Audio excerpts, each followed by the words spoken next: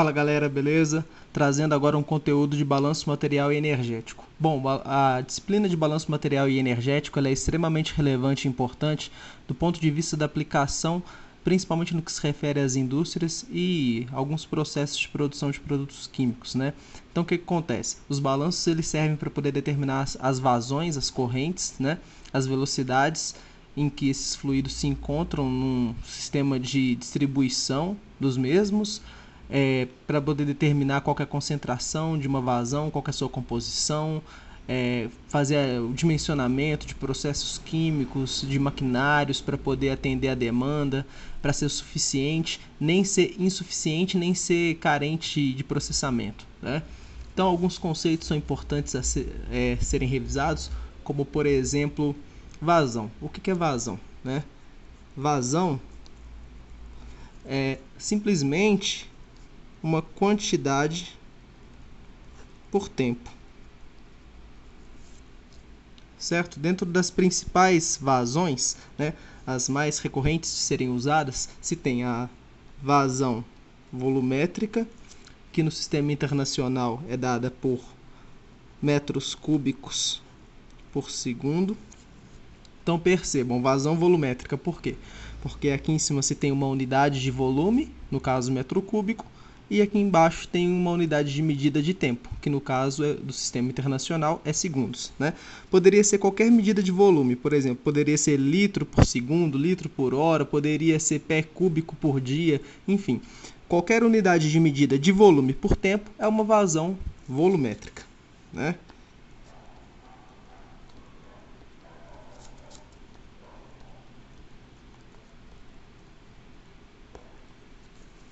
Certo? Temos também a vazão mássica, que no caso do sistema internacional é uma quantidade de massa por tempo, né? Como a unidade de massa no sistema internacional é quilograma, unidade de tempo é segundo, então fica quilograma por segundo.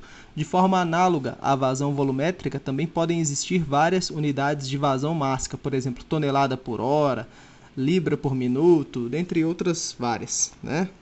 A vazão mássica, essa daqui. E também temos a vazão molar, que no caso do sistema internacional pode ser tanto mol por segundo ou quilomol por segundo, né? Então, o que nós temos? Nós temos uma unidade de quantidade de matéria por tempo, certo?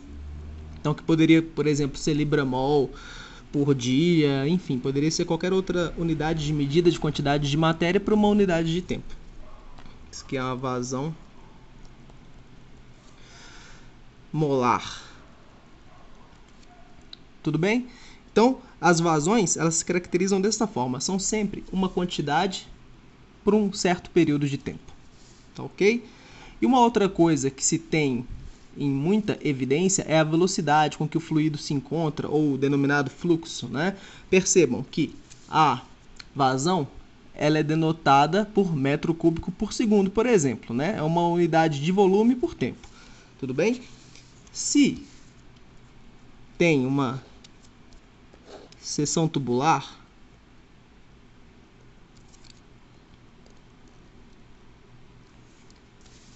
imagina que tem esse tubo. E aqui dentro tem uma vazão em metros cúbicos por segundo. Tudo bem? Então é o volume que atravessa a seção perpendicular ao sentido do fluido em metros cúbicos por segundo. Tudo bem?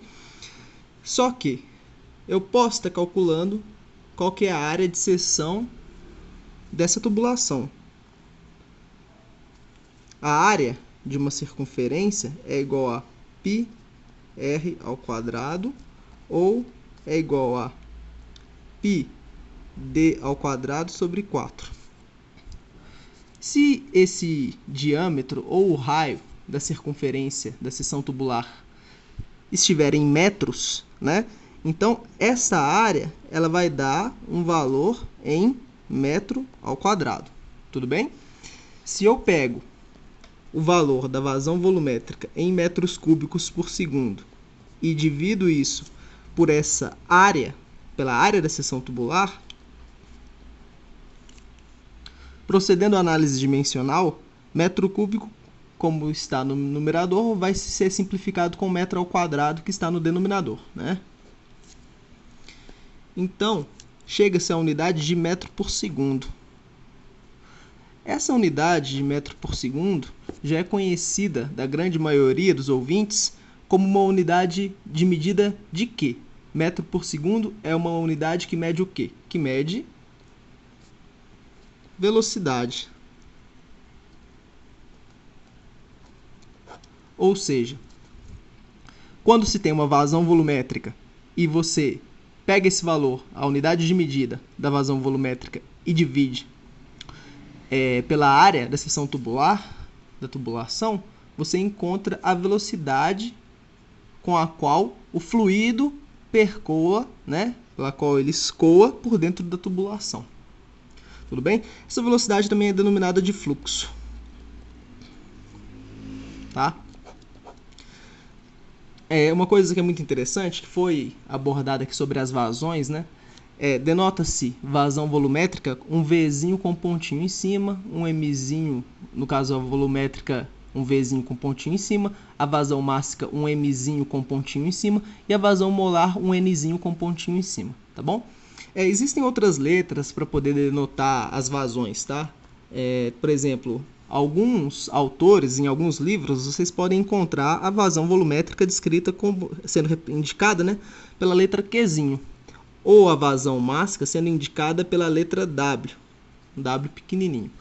E a vazão molar, sem ser um N com pontinho, simplesmente um Nzinho. Tudo bem? Então essa notação ela pode estar variando de autor para autor, mas o que importa é ela está denotando, ela está se referindo à mesma coisa, e o mais importante de tudo, você saber diferenciar quando se aplica cada uma delas e fazer o uso de maneira correta, né? Uma coisa que é muito importante, que eu ia falar, é que as vazões, tanto a vazão volumétrica, a vazão mássica e a vazão molar, elas podem se transformar umas nas outras, né? Então, por exemplo, se tem, por exemplo, no caso, a vazão volumétrica, né? Metro cúbico por segundo. Vamos deixar as unidades de medida de volume metro cúbico e o tempo também no sistema internacional. Essa é a vazão volumétrica, tudo bem? Só que, e se eu precisar saber qual que é a quantidade da vazão mássica que corresponde a essa vazão volumétrica? Então, o que eu vou precisar fazer? Eu vou precisar encontrar, né, algum fator para poder transformar esta vazão volumétrica para uma vazão mássica. E aí eu tenho que usar um fator de conversão. Por exemplo, aqui a vazão volumétrica é uma quantidade de volume por tempo, tudo bem? Só que eu posso estar usando uma unidade de medida da propriedade desse mesmo fluido para poder estar encontrando a vazão mássica. Por exemplo, a densidade de um fluido é igual a massa dividido pelo seu volume. Mais uma vez, estou representando e indicando as unidades de medida no sistema internacional. Unidade de medida de densidade seria uma massa por um volume. Por exemplo, quilograma por metro cúbico, né? Percebam que quando eu faço essa multiplicação, eu tenho metro cúbico em cima e metro cúbico embaixo. Então, essas unidades elas se simplificam. Quando eu procedo esta operação matemática, vai sobrar como unidade quilograma por segundo. Então, percebam que eu consigo chegar até a vazão mássica a partir da vazão volumétrica. O que eu preciso fazer para poder encontrar a vazão mássica? Eu preciso da vazão volumétrica e da densidade ou da massa específica do fluido, né? Que geralmente é denotada pela letra grega ρ, né? Então, se você tem a vazão volumétrica e a massa específica ou a densidade, né, que tem esses conceitos de massa específica e densidade, eles se referem à mesma grandeza física, né? Se você tem essas duas informações, basta proceder essa operação matemática, simplificar as unidades e você consegue chegar, então, à vazão mássica. O procedimento para se encontrar, por exemplo, a vazão. Vamos supor que eu tenho aqui a vazão molar, né? Representada em kmol por segundo. Tá ok? Se eu quero encontra a vazão mássica a partir da vazão molar, é muito simples também. Por exemplo, qual que é a grandeza física que correlaciona a quantidade de matéria com massa? É a massa molar. A massa molar ela é denotada como, geralmente, né, na grande maioria das vezes, como grama por mol. Tudo bem? Então, percebam que aqui temos a unidade de quantidade de matéria quilomol por segundo. Então, como que eu poderia usar essa grandeza, né, essa grandeza física, para poder transformando a vazão molar em vazão mássica? Olha, se você pega grama por mol e for transformar isso daí de grama por mol para quilograma por quilomol, é só usar esses fatores de conversão. Em cada 1 quilograma se tem 1000 gramas. Então, já dá para poder simplificar o Gzinho. A grama já é simplificada. E em 1 quilomol existem 1000 mol. Então, mais uma vez, essas duas unidades se simplificam. Como eu possuo um valor de 1000 no numerador e 1000 no denominador, estes 1000 também se simplificam, porque 1000 dividido por 1000 é 1000. Quais que são as unidades que sobraram? Quilograma por quilomol. Então, a partir disso, eu percebo que grama por mol é igual a quilograma por quilomol.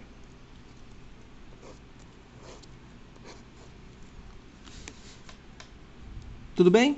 Então, eu posso usar a massa molar para poder transformar a minha vazão molar em uma vazão mássica, né?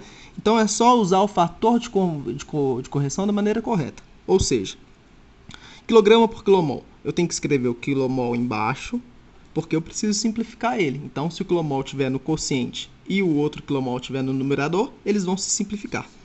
A unidade de medida de massa molar é quilograma por quilomol.